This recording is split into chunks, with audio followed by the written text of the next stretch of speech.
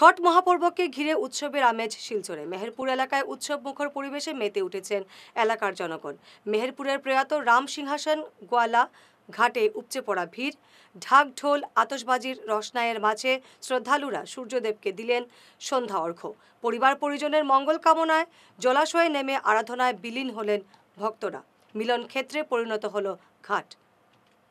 लेकिन ये घाट पर्सनल है, लेकिन हमारा इलाका का जितना हिंदी भाषी, बांग्ला भाषी, ऑल हिंदूज सब यहीं आकर पूजा करता है। हम लोग राष्ट्रवादी आदमी है, हम लोग जातीयवादी नहीं है। और हम लोग का ये घाट बहुत दिन से चल रहा है और यहाँ का जितना पूजा इस घाट से होता है, हम लोग इसलिए बहुत प्रसन्न होते हैं। हमारा गांव का, हमारा इलाका के सब आदमी, सब लोग मिलकर करते हैं। हम लोग यहाँ सब भाषा भाषी है और सब हिंदू भाषी लोग, हिंदू लोग सब आकर यहाँ करता है। আমরা মেহেরপুর অঞ্চলে এই স্বর্গীয় রাম সিংহাসন গোয়ালার নামে এই ঘাটটার নাম, এটা আমাদের এটা সরকারি জায়গা না, এটা আমাদের নিজের জায়গা।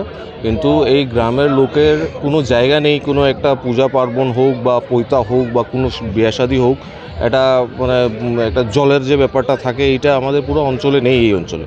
তো আমরা এটা ডিসাইড করেছি আমাদের পরিবারের পক্ষ থেকে যে আমরা এখানে সবাইকে এই সুযোগটা করে দেব, তাই আমরা এই ঘাটটার একটা নির্মাণ করেছি। তো এখানে বিগত 15-20 বছর ধরে আমরা এই ফিশারিতে বা পুষ্করণী বলুন, এখানে সবাই গ্রামের সব লোকরা সবাই এসে এখানে পূজা টুজা করে আর কি। তো ছট পূজাটা আমাদের হিন্দিভাষী সমাজের যেটা, এটা আমাদের জন্য সবথেকে বড় পর্ব, আমাদের সবথেকে ইম্পর্টেন্ট পর্ব এটা।